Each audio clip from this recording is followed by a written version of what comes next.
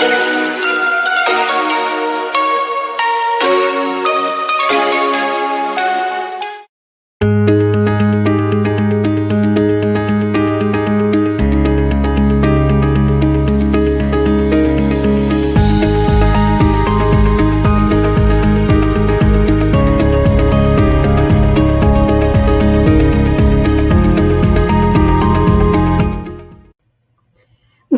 evening and a very, very warm welcome.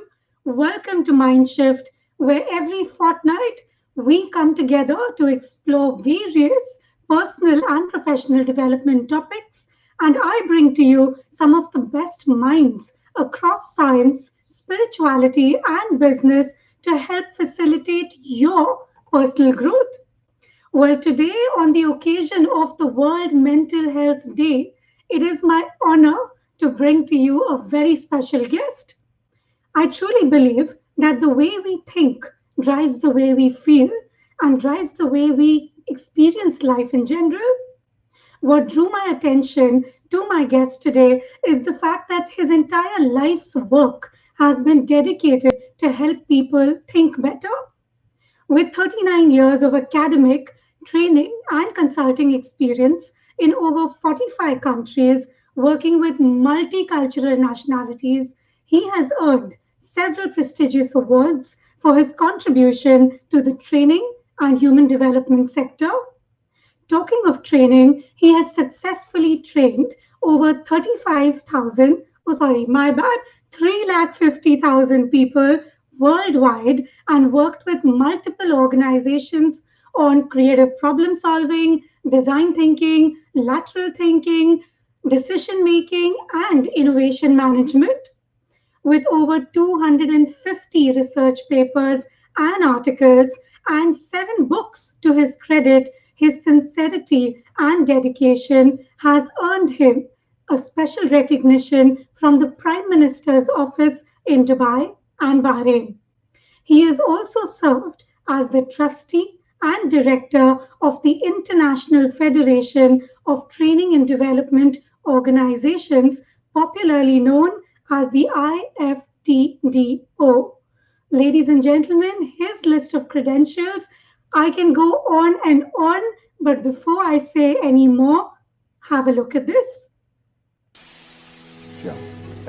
I think it's time now for organizations to relook at the way they do business. And one of the core competencies that are coming up is the competency of thinking.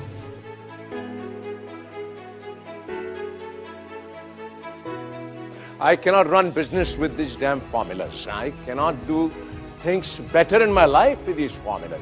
I need a better way to think.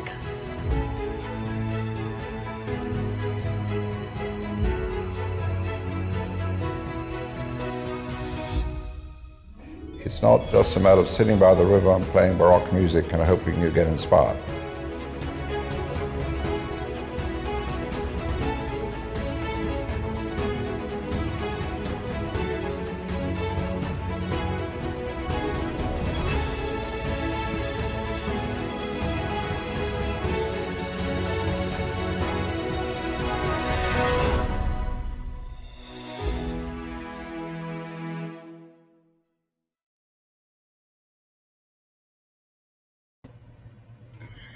Ladies and gentlemen, boys and girls, join me in welcoming the master thinker and the founder of Ideas Management, Dr. Sunil Gupta. Hello, and thank you so much for that wonderful introduction. I think you can continue the rest of the session. My pleasure, Dr. Sunil. Let me begin by saying thank you. Thank you so much. I could not think of a better guest on World Mental Health Day, where we are talking about well-being, mental health, and somebody who can help us think better. Thank you so much for making this happen. Pleasure. Thank you for inviting me on your wonderful show. Thank you. I know that your entire life's work has been about making people understand the power of thinking and thinking correctly, thinking in service of you. I'm really curious to know that How are we expected to think, or how should we be thinking? What are the Yeah. different types of thinking, and what are You your know, thoughts on that? yeah, you're absolutely right. Unfortunately, we've taken thinking like breathing, We breathe. And then somebody says you're not breathing properly. How can that be? All your life you've been breathing. So all your life you've been thinking. But unfortunately, we haven't really learned a systematic way how to think. And that is something that's a gross deficit with populations all around the world. We're not investing enough of time and energy on right from childhood in getting people up to the speed and up to the level so that they are effective thinkers. So when they grow up, they are constructive thinkers. How's that? They are not destructive thinkers. Because most of us are destructive thinkers. We become naysayers. We're more critical thinkers. We'll say it's not possible. I tried it before. It's not going to work. Blah blah blah. So because right from childhood, that's the environment: home, office, school, college, everywhere. So we need to invest seriously in thinking. That's the cheapest investment for mankind today. Cheapest investment. But unfortunately, we're investing in robotics and artificial intelligence, and we left the human mind behind, which is the most critical according to me. I reckon we would be 100 years ahead of time if somebody would have taken a decision that the entire population of this country is going to be taught how to think. You'll be 100 years ahead there. We are 100 years behind everywhere in the world because we're not putting the effort to think as much as we can. Somebody that I really look up to in my life, which is Jaggi Vasudev, often says that your intellect is like a sharp knife.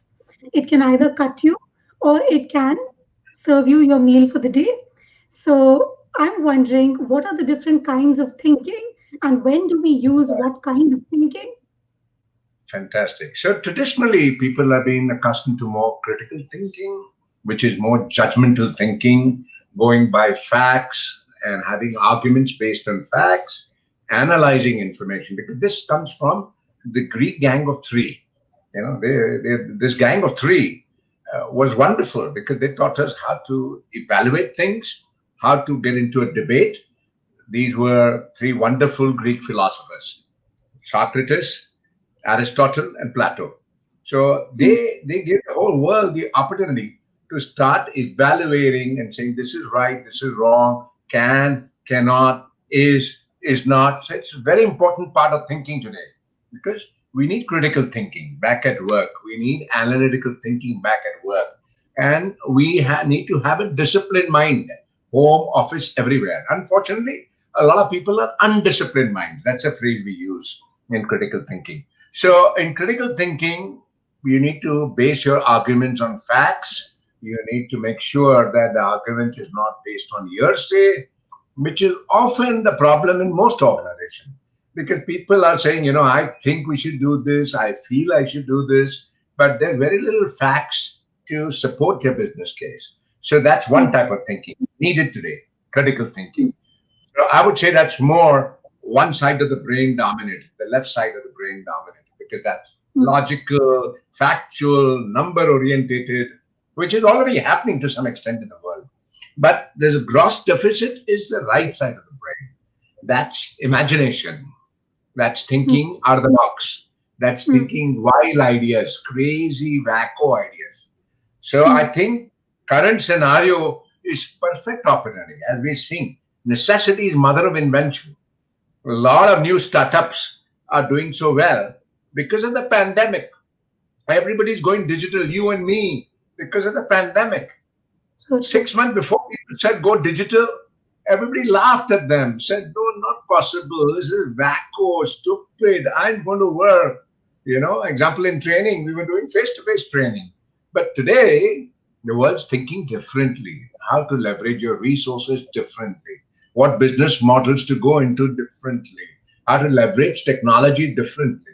So, this type of thinking is a creative thinking, which is number one. And that's why it's number one, even in the competencies for the next decade identified by the World Economic Foundation or the World Economic Forum. They have listed 10 competencies, and creative thinking, complex problem solving, critical thinking are amongst the top 10 of the competencies needed. So to summarize, there are two basic types of thinking, which is our creative thinking, which we'll call lateral thinking. And on the other side will be the analytical thinking, which we will also call it, label it as critical thinking. There's another type of thinking too. It's called parallel thinking. So Okay. what's that? Fascinating. Parallel thinking is normally what do we do at home, office, anywhere? Somebody says, let's do it this way. And somebody's going to say, no, let's do it another way. So there's Yes. argument. So when there's argument, people are not collaborating. There's conflicts home as well. The husband says, the spouse says, let's do it this way. Wife says, no, let's do it this way. Let's put the kid into this school, into Gems Academy. And then somebody would say, no, not Gems Academy. We put them in our own Indian high school. So there's a conflict scenario. This conflict scenario is not good because it hampers decision making and relationships as well. So Edward de Bono invented this term called parallel thinking. What's that? We think in the same mode with the other person. So if we're looking at pluses, then you and I will both do pluses together. We're looking at minuses, we both will look at minuses together in sync, just like railway tracks. So we'll go together. Why? We'll explore a lot and we'll have wonderful relationships and the output will be wonderful. The decision is just going to be great. Dr. Sunil, can you just, for the interest of the audience who does not know Edward de Bono, could you speak a little bit about him? Yep. So he's my guru, and I learned a lot from him. I met him at a very opportune time. I used to work for Colgate, and Colgate invited him as a professor from Harvard Business School. He used to head the Department of Organization Behavior at Harvard Business School because his background is medicine and psychology. He's taught initially at Oxford, Cambridge, and then moved on to the United States to teach at Harvard. So he's written 85 books on creativity, 85. And the books have been translated in 40 plus languages, including in Arabic. There are over 20 titles available in Arabic of his books. So he's a profound, rather a prolific writer. That would be the right word for him. Prolific writer and excellent concepts through his books that he conceived of initially. And then he set up his own firm called De Bono Thinking Systems, where I'm a part of this whole network. And his mission was, or rather his mission was only one, how to make people more mentally literate. Because people are literate, but they're not mentally literate. They don't know how to use their mind. They don't know how to think. They're using wrong modes at the wrong time, like they're doing more critical thinking where creative thinking is needed. They're not fostering parallel thinking within teams, leading to a lot of disconnect between people. So he advocated all of these tools, and the top companies in the world, the top governments in the world advocate and use his tools. Like, less known fact for a lot of people is the entire government of Singapore went through transformation 60 years, 55 years ago, thanks to his intervention with Lee Kuan Yew, who was the first prime minister of Singapore. So that brought transformation in the thought process in a small island that had no resource, absolute no resource. But today, they're doing all things innovative. And likewise in Dubai, we are fortunate. The leaders think this way, is completely out of the box, is transformation of the thought process. And we can see the ideas in reality happening around us. So that's all thanks to Edward. When you say think out of the box, I'm curious to know what are your thoughts on this phrase? We've heard it over and over again. What comes to your mind when you hear about this? How do you do it? How do you It think out of simply it? means, forget the box, forget the phrase. It simply means don't try the same solution over and over again. Because then you would be doing, another new word for you, is vertical thinking. Now, what kind of thinking is that? That's the kind of thinking you and I do every day. So let's say there's a problem. I use a standard solution to a standard problem. Why? Because it's worked previously. That solution, I will copy paste that solution and do it in the same way. Client's not paying an invoice. I know how to recover that invoice because I've recovered 50 more in the previous years. So I know how to recover that invoice. This is called vertical thinking. So vertical thinking means you're digging the same hole deeper, hoping that some new results will come. But out of the box is you're actually digging somewhere else. You're trying some other option. You're trying something new that you haven't tried before. You're stretching your imagination, you're stretching your boundaries, and bringing this paradigm shift in the way you're looking at a scenario. So it could be attrition, it could be how am I going to pay wages in this current situation because business is not doing good. So how, as an entrepreneur, as a business owner, am I going to pay wages to my people? How can I still keep them on the payroll? What do I do with them? Okay, so I need fresh thinking. I can't do traditional thinking. I can't wait for the traditional invoice to come and then look after people. So out of the box is you don't think routine, you challenge that routine and you ask, why not? Why can't I do something differently? Perfect example will be Mark Randolph. This man loved getting his DVD from the DVD rental store, returning the DVD back to the DVD rental store. Greatest innovation was he doesn't have to go physically to the rental store. He can get the DVD on FedEx and return it back by Federal Express. But Mark Randolph, amazing gentleman, he asked, why do I have to rent the DVD? Why can't the DVD be video streamed on my TV? So he toyed with this idea and he came up with a prototype called Netflix. But everybody told him it was not going to work. This is not going to work. It's stupid. It ain't going to work. DVD, you need a DVD player. You need to insert the DVD, then read the DVD. But rest is all history. So have I answered your question? Think out of the box. Yes, you have. Yes, you have. I am wondering that you've always spoken about innovation and the importance of innovation. You work with so many organizations, helping them implement different innovative processes, innovative ideas. What is your approach to innovation? Right. So one is we need to equip people with tools, because you can't lecture down to people today saying, be innovative, give me an idea. They're not going to give you an idea because they may give you an idea too and then dry up. There's nothing more that comes to your mind. So people need tools because unfortunately what's happened, a lot of people only know one tool for creative thinking, and that's brainstorming. They don't know the other two. So our approach is how do we upskill people at all levels, from C-suite to the lowest level. Even the janitor, if you teach him how to think, maybe he'll save $1 million for you and your organization. But we're not teaching him to think because we think, oh, he's a janitor, he's a frontliner, the strategy is with the owner, the big boss, the head honcho. He has a strategy. But that's not true.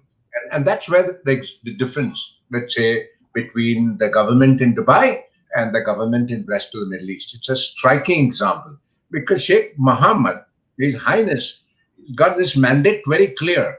Everybody in the UAE must learn how to think and come up with creative ideas. There's no exception to that. So he's not the custodian of all the ideas. As a great leader, he wants his ministers to breathe this within their own ministries, within their own government entities. And that's so visible with everything out there. Today they're thinking how to have more tourists. We are having IPL not running in India. IPL is running in the UAE. Here's a striking example. Indian government said no, not possible in this pandemic to run the IPL. But we're seeing it. So safe, quarantine for the players, safety for the players, no spectators in the stadiums, and it's a seamless thing that's generated not only revenue but said, yeah, if you all think the impossible can be possible, how's that? So that's an example. That's perfectly an example. And they didn't compromise on safety or health. They said quarantine, every player has to do the mandatory 14 days, must come in, mandatory quarantine, then only you will be allowed to partake in the IPL. Okay? So there's always a way forward. And that's what people need to learn, which people don't learn, unfortunately. People learn what they learn from home or from the school, which is, let's give an idea too, and then let's blast it down. Let's say it's not going to work. It's not in the budget. We tried it before. It's not going to happen. And that's the difference between a winner and a loser. They made it happen. In spite of all the odds, they found a way to make it happen. And I'm just wondering, Absolutely. That's what I think. do you have any exercises that you can help us with? Where let's say it's a quick one Sure. minute exercise I can do every day to keep my brain agile and Sure. innovative? Sure. So many activities are around how to improve your perception, because perception is the foundation for good thinking. And a colleague of Edward de Bono, and this colleague of Edward de Bono, he was amazing at the Harvard Business School, and he wrote a wonderful paper and then supported it with a lot of research. His hypothesis was that maximum number of errors are happening in the business world and in personal lives because of faulty perception. So, Right. faulty perception. His name is Dr. David Perkins. And David Perkins said, we must all improve our perceptions. How we see Right. something, we should improve that. So, let's I'm going to put it on the chat for you. I'm going to put 5 alphabets up on the chat for you. All right. And you can then broadcast it to everybody as well. It is TEMPH. I'm going to give you a minute, and there are 5 alphabets there, all distinct. TEMPH. Now let's improve our perception. Let's start exercising our brain cells, all right, and start getting creative. So, what's your task? Your task is in 1 minute to tell me which alphabet out of the 5 alphabets is kind of peculiar. Which alphabet is not really fitting in with the schematic approach? Which alphabet is the odd one out, and why?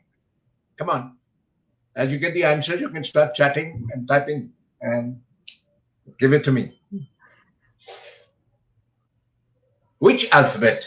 So I'll write it again here, and I will separate the 5 alphabets. So it's T dot E dot M dot P dot H dot. Which of these 5 alphabets are peculiar, and why? Oh, you should get one easily. I'll just give a clue. E is odd because E is the only vowel. Okay, A, E, Right. I, O, U are 5 vowels in English. So E is the only vowel. Okay, got Right. it? So now try. Which are the other ones that are odd? And perception means you look at multiple options, multiple alternatives. You don't look at one answer, because Right. one answer means faulty views will lead to faulty processing. Garbage comes in, garbage comes out. So we don't want that. We want you to look at one scenario, multiple viewpoints. Can you give me some more? Come on. H. So Why? because temp makes a word. I'm not. It's not complete, but Wow. T. Okay, so I grant that to you. But I'm not happy. I need some more from you. So H is right, because TMP is abbreviation for temperature or temporary. And you're right. Come on, think more. Which other ones could be more? It. If I give this exercise to school kids and I teach them to think, they will be all standing on their desks ready with the answers. But we adults, we labor hard to find out, because our perceptions are molded over a period of time. So let me give you a clue. P is odd. P is odd because it's the only one that's got a curvature. Okay. Okay. All Now, others are straight lines. Right? So stop thinking now. Stop thinking now. I was wondering what. Okay, I didn't notice that. Okay, what else is possible? Ah, I'm not sure. I looked at H. No Okay. worry. No worry. Yeah, No so worry. many different No parameters. worry. I didn't know that even a curvature could. Okay, another way of looking Yeah. at it. You're So right. M is odd because M has a V inside M. How's that? Can you see the V in M? Yeah. M is odd because if I flip M, it becomes a W. W. How's that? Right. Wow. M becomes a W. How's that? Shift your perception. Think differently. Don't see something one way. So, how many possible answers to that? Over 50 possible answers to that same exercise. All right. But we need to work harder. We need to practice like this. We need to challenge what we see. Good. Doctor, we have some comments coming in. We have Triptaran Singh Sethi who says that all others are straight lines. Only P does not is Wow. not a straight line. So he got that right. So Tarluk we're gonna give them the ones giving good answers. We're gonna give them digital copies of our books. Superb. So you keep a track of who's giving the correct answers. Correct answer. Somebody else? Okay, so Tripta, I'm saying you're going to be getting a special copy, a digital version of Dr. Sunil's book, Innovate or Evaporate.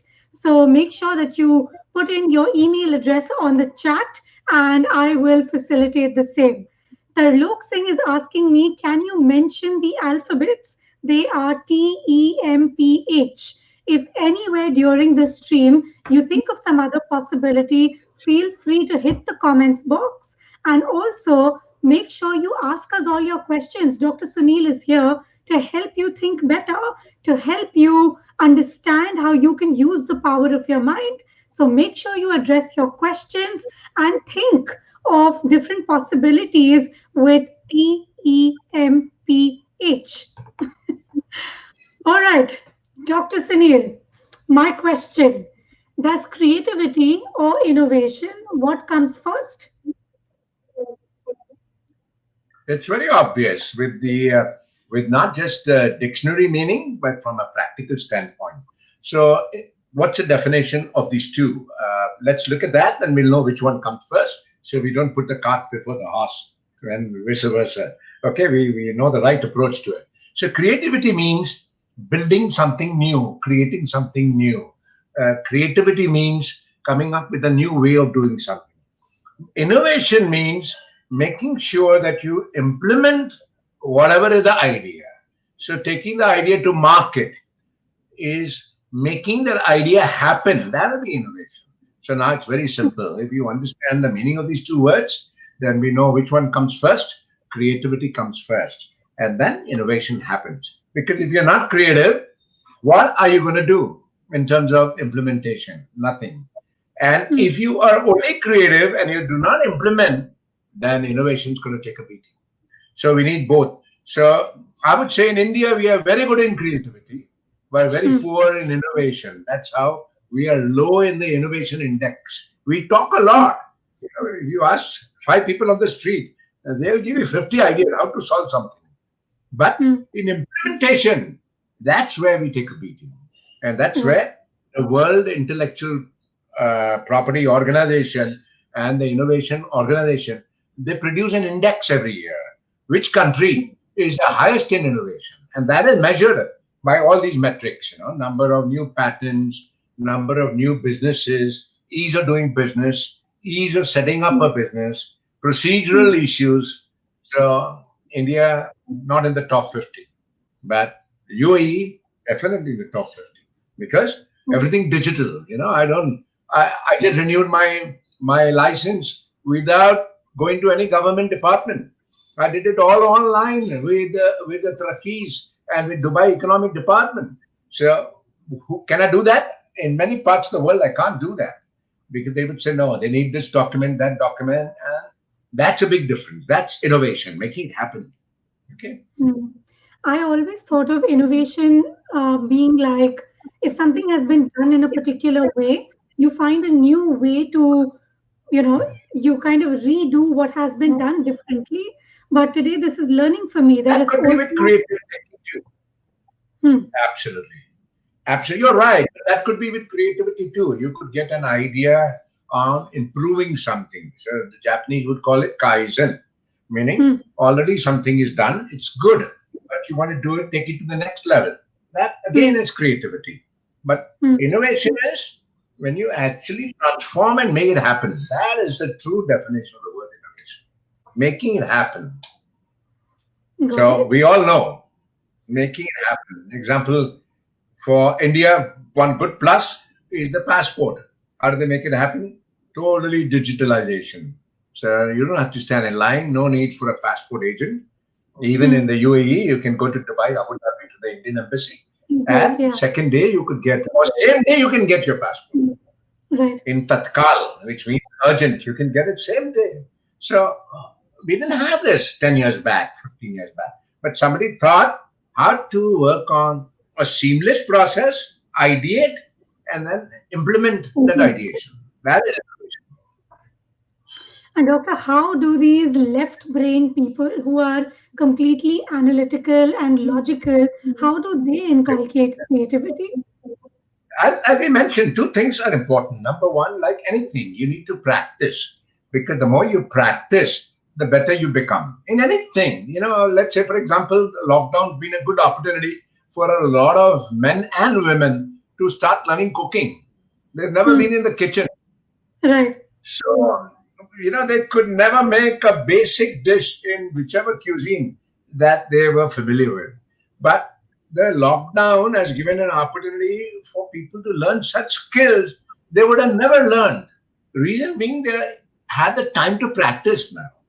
So we must keep some dedicated time to practice, not just the left brainers, all of us. Even if we are good in creative thinking, we must keep time and space for using the full cortexes of our brain. So one Hmm. of our contemporaries is Dr. Tony Buzan. He passed Right. away a year and a half ago. He's the inventor of mind mapping. Mind mapping. And he made a very bold statement in the UK about 2 decades ago. He said Hmm. executives use only 2% of their brain. Hmm. And business managers were up in arms against Tony Buzan. They asked him, what percentage of the brain do you use? Hmm. How dare you make this statement that we are using 2%? He said, I Hmm. use only 4%. Hmm. 96% of my brain is unutilized. How's that? So we got power of infinity here. We Hmm. harness it in a deliberate way, meaning we consciously say that I'm going to ideate, then you'll be able to ideate. You'll be a Thomas Edison. So I'm trailing the history of Thomas Edison, and I'm working on a project with the Thomas Edison Foundation, and I'm shocked. I didn't know this. I only was taught in school that Thomas Edison invented the light bulb or the phonograph. Hmm. But Thomas Edison is a great example for you and me how we can be creative. So, what did he do? One of the key things he did was he wrote 4,000 notebooks. Anytime an idea would come, he would keep a notebook everywhere. He would Hmm. keep an exercise book with a Hmm. pen or pencil and he would write it down and doodle out his idea. Nice. So, on his death, they found 4,000 textbooks. He's got 1,000 plus patents to his name. Right. Okay. And for those who don't know, by age 13, he was fully deaf in 1 year, and the other year was 50% only. And yet he invented the phonograph. Think about it. Hmm. The gramophone invented by a deaf person. Alhamdulillah, we have got everything, but we are not utilizing our ability. That's my key point here. So we must doodle our ideas, we must write our ideas, we must consciously say, okay, let's say I'm traveling by metro, how can I improve? I'm traveling by Dubai taxi, how can the taxi be improved? Write down some ideas there. Who knows? Your Hmm. idea, you can send it to Dubai Taxi Corporation. They may invite you, RTA may invite you and decorate you. Okay, you Hmm. may be a winner. Maybe you'll be a owner of a startup, an angel startup like a Shark Tank. Because that's what they do. Doctor, I am a very traditional person when it comes to putting pen to paper. But today's generation, even with people that I work with, a lot of students that I work with, they'd be like, well, I can make a note on my phone or I can pen it down on a Google Sheet. They rather type it than they use a pen and a paper and do it the classic way. Does it make a difference in your Yeah. opinion? I think that's fine. Today, technology is available, but documenting it is important. I think writing it is important. That's why Edward de Bono had a program for children. He called it Think, Note, Write. Think, Hmm.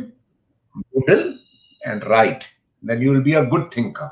So writing doesn't mean paper pen alone. You can you can use notes. You can use your phone. You can use a pad, whatever. But document it because if you don't, you lose it.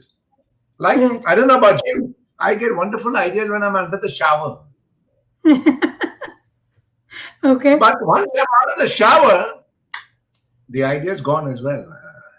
So the challenge is for me to remember 5 times in the shower. I do Right. repetition to build Right. emphasis. This is good. I must do it.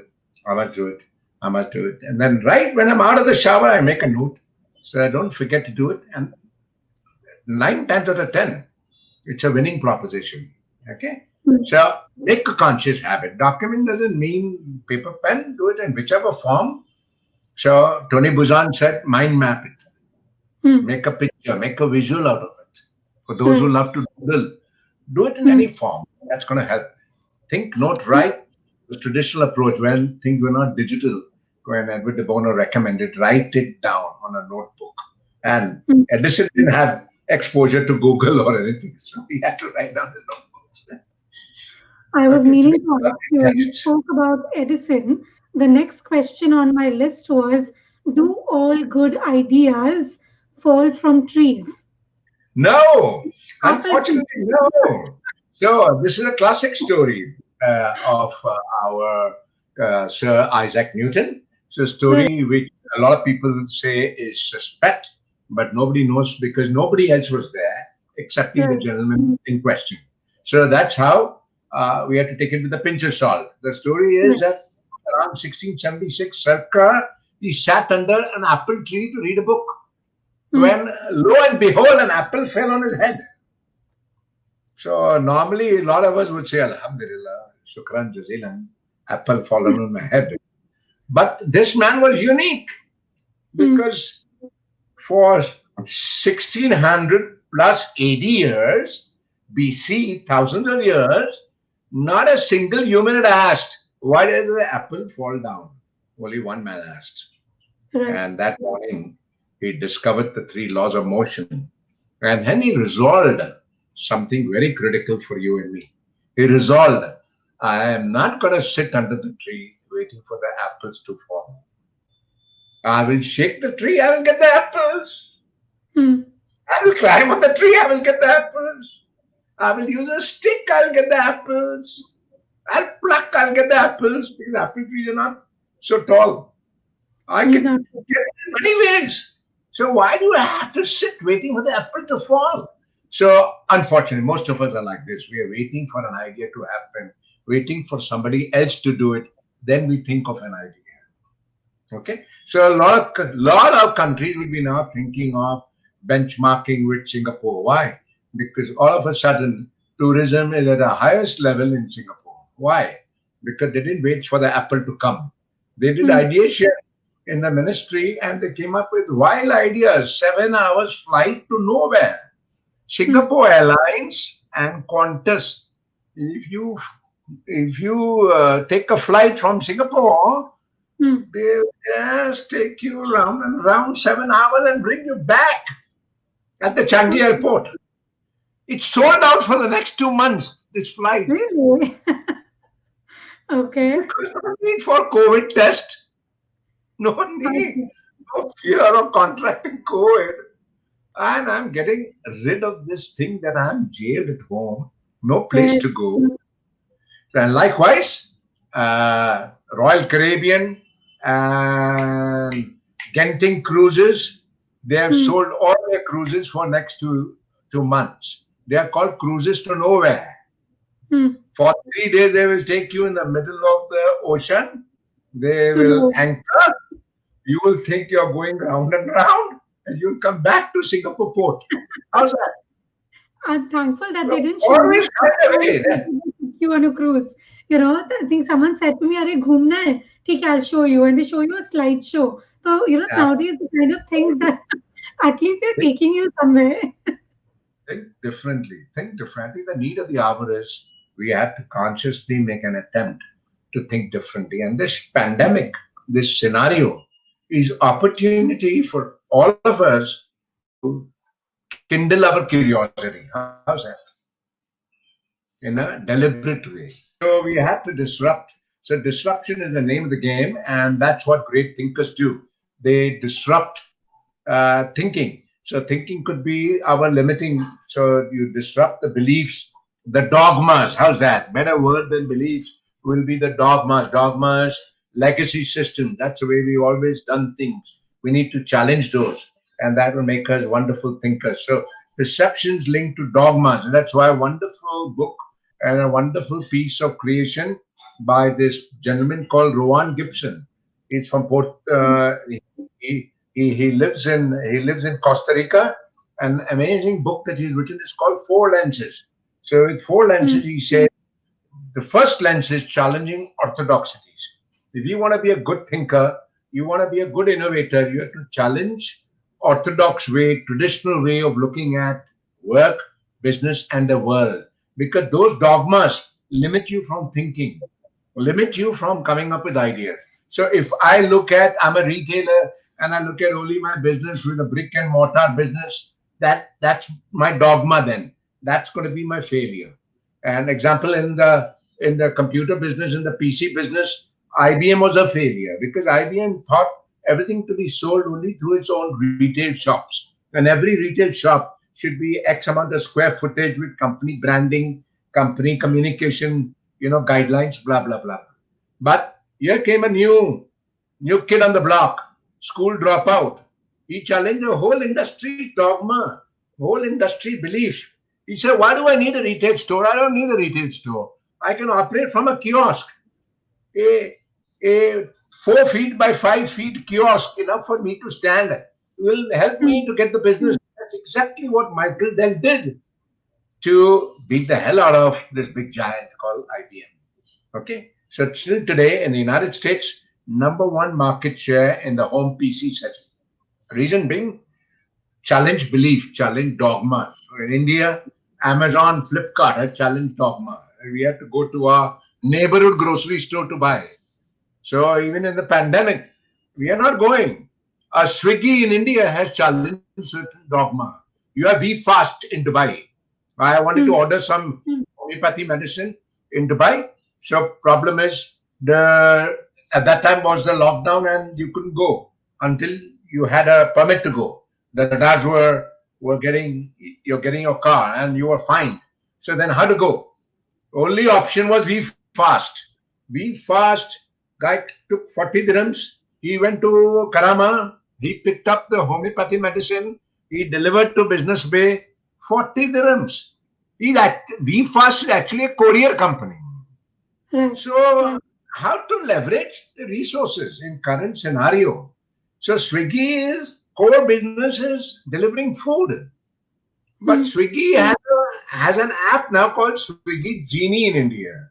With Swiggy Genie like Aladdin, you can ask anything. He will buy for you. He will pay also on your behalf and deliver to your house. How's that? So people doing unusual things. And why that? Because they are challenging certain beliefs. You have to challenge certain assumptions. So look at Kapil Sharma. Those who are watching Indian TV and Kapil Sharma's show, if somebody says, no, pandemic, how will you get the audience? How will the laughter happen? So he put giant cutouts. Imaginary people sitting in the audience. Archana is sitting and laughing, but the entire audience is cutouts. He challenged why I need people to be there. A replica of the people by way of cutouts is good enough for me, The sound is there at the back. So everything possible, nothing impossible. It's only our unfounded fears and our traditional beliefs that get in our way. And that's why challenging orthodoxies makes you a good thinker. You have to challenge. Why like this? Just because I've been doing it for the last 20 years, I have to challenge. How can I do it in a different way? Doctor, are you able to hear me now? Absolutely. Perfect. Superb. I think as much as you rely on technology and it's amazing, there are days and things you can't explain. So I want to ask you, with all the thinking that we do, where we probably lose track is when thinking meets emotion. It's that marriage between thinking and emotion that we need to manage in order to find happiness, find joy, find growth, find success and satisfaction. So what are your thoughts on the same? How do we draw that fine Emotion is line? important. Yeah, absolutely. Emotion is right brain, by the way. So feelings, emotion is all part of our right brain. And we need that. It's a mode of thinking by itself. In the emotional angle, in six hats, we call it the red hat. So red means Cupid, red means fire, red means the heart, red means Valentine. Okay. And a lot of research has gone into it that intuition, gut, sixth sense, feel good, a hunch makes a big difference to the thought process. So, classic book is by Malcolm Gladwell. It's called Blink. Like, Blink is no analytical thinking. Just one in Hindi will be jhatka. Hey, mm, jhatka. Chalo, karo. Let's do it. Let's not wait for rational thinking. Because if we build rationale into it, we'll never do it. We'll never do it. And that's the difference between the entrepreneurial element and the corporate culture. The corporate cultures do not breed this kind of instantaneous, feeling oriented thinking. Everybody's prim and proper, and people are told back up your business plan with data, give an Excel spreadsheet, 5 years, how you project profitability. And that kills the whole process. So you're absolutely right. It's an integral part of the thinking process, the red but hat or the also, intuition what element. tends to happen is when we meet somebody for the first time, within a few seconds, the human mind goes through this process of rationalization and judgment. When you meet somebody, how do you control your process to not judge? I must confess, I'm human too. So sometimes I do make the same mistake like any other human would. So you have to guard against preconceived notions because those could be detrimental in forming relationships. Okay, so the stereotyping effects because they link back to perception. Faulty perception will lead to faulty result. So if I see, let's say, let's give a simple example. If I see a man and a woman talking, and with the value system that I've been brought up, I will start thinking that something wrong. Man talking to woman. Okay. So those beliefs of mine will form a perception.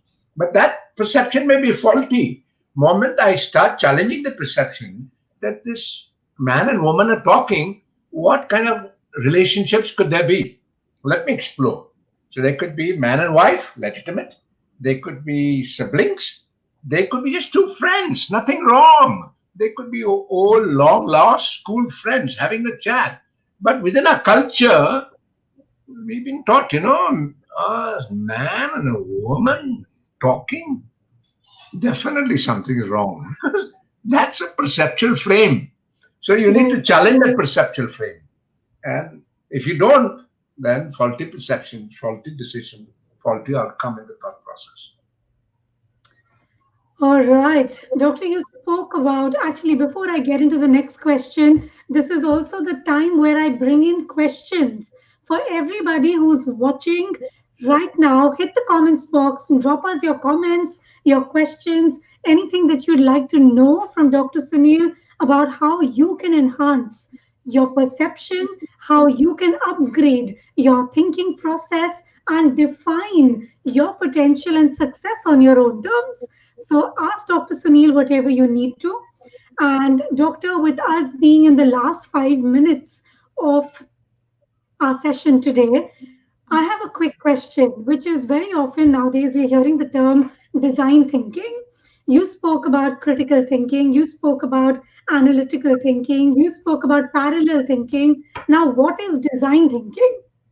Excellent. Superb.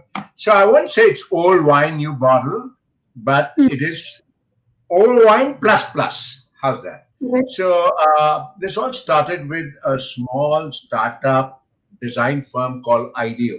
So the two Hmm, co-founders said, how can we design things, products in a completely different way using innovative thinking? So they hmm, used a potpourri of tools that were already there. They are part and parcel of our tools called creative problem solving tools. But they brought something as an initial step which nobody had thought of. So they brought in empathy. So the first hmm, step in design thinking is empathy. Put your user in mind. Put the recipient of your product or service in mind. So hmm, example, my government done a lot of workshops on design thinking. Why? So supposing I am a user of RTS services, they have to put themselves in my shoes. I want to renew my driver's license. What kind of challenges am I going through? All right? Because if they put themselves in my shoes, they will understand my scenario better and they will innovate based on what I need. So the first step Right. of design thinking is empathy. Second step of design thinking is you define and you formulate your problem properly. Third step is all what we've been talking so far, ideation tools, brainstorm, scamper, use the lateral thinking tools, think out of the box, and come up with Wacko solutions. Wacko solution is RTA shuts all its service centers in Dubai. So how do I renew my driver's license? Hmm. I have to do it totally online. But I Hmm. want my driver's license in my hand. How will I get it? They put in all the major malls in Dubai kiosk. I put in my license number. I put in my Emirates ID number. An OTP comes up on my phone. I feed in that OTP. Machine makes my driving license, gives it to me. Wow. 500 people working in Al Barsha have been redeployed to strategic projects of RTA. Why? Wacko thinking, stupid thinking. So that is what we need when we ideate. And the customer experience is then an unusual experience. The fourth and fifth step has got to do with the transformation to take those ideas to market, which is Hmm. prototyping and testing. So design thinking methodology evolved from IDEO. Then IDEO helped the the D School in Stanford University, the School of Design in Stanford University, to come up with a curriculum, and then obviously they needed funding, and one German gave the funding. His name is Hasso Plattner. He gave the funding, and today it is the program to go through and learn how to be a good design thinker. In Hmm. Dubai, it's mandatory in many government departments. They have to do design thinking so they're able then to improve government services and give to the residents what they should be given. Got it. Well, that's the next one on my list. It's what I want to learn, and I've already put in a request when you're running any of your programs to please let us know. I'd be the first person signing up for it. Thank you. Sure, will. Doctor, my second last question today. When we talk about the four C's of 21st century skills, communication, collaboration, creativity, and critical thinking, how would you arrange them in order of priority? I would Communication. be too partial. I would be too biased, too partial, too skewed. And I've already mentioned to you the World Economic Forum in Davos already deliberated what should be the right order of the skill set. So creativity would be topmost, I would say, and not just because of the current scenario. It will be an all-time number one skill that people should build and have, because that will help you to sustain.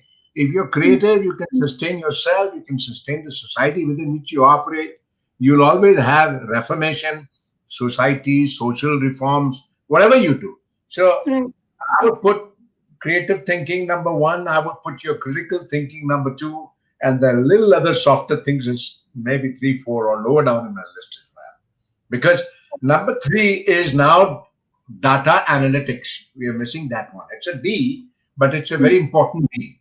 Is big machine learning, is big data analytics. Because today's world is there's a lot of data being thrown, and we don't know what to do with it. So we can analyze the data and make sense of the data. We do data mining and implement the data effectively. We can take good, sound decisions that will be geared for the future.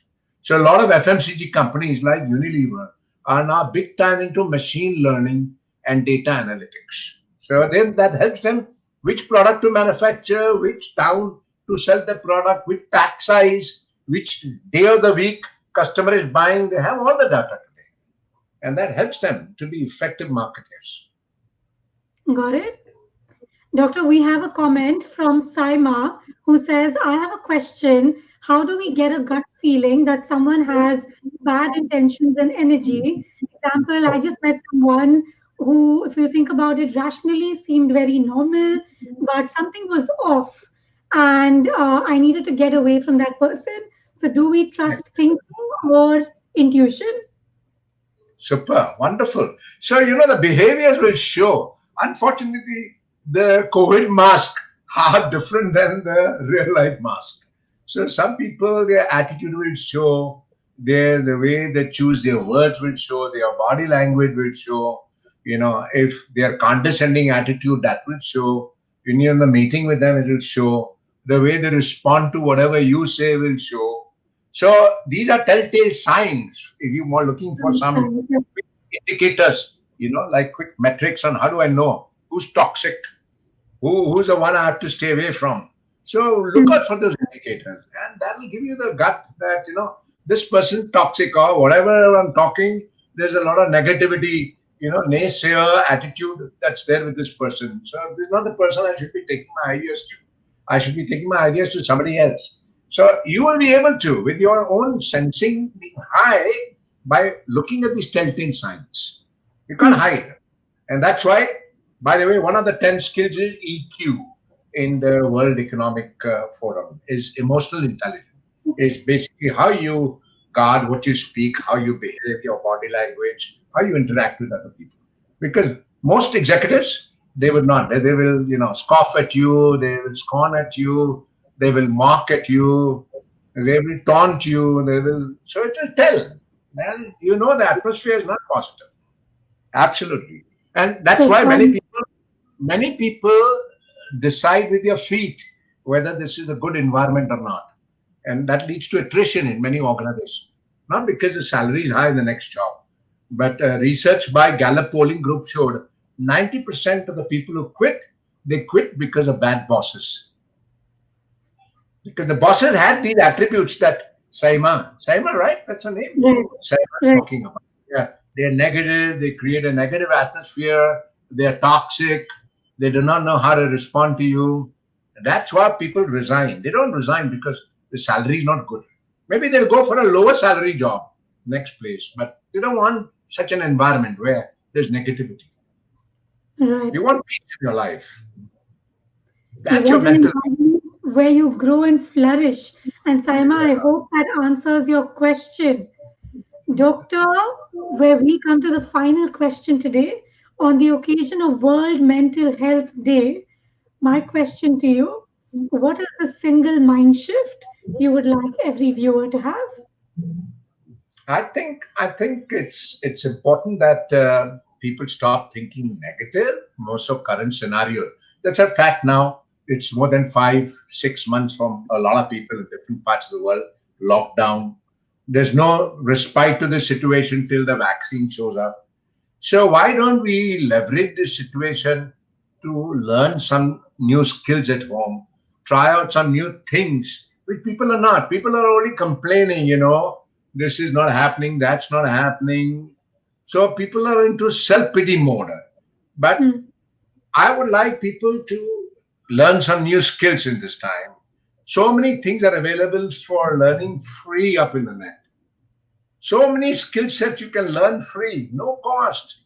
But very few takers, you'll be surprised, very few takers to those new skill sets, which is surprising because people are spending more energy for destructive purpose rather than constructive purpose.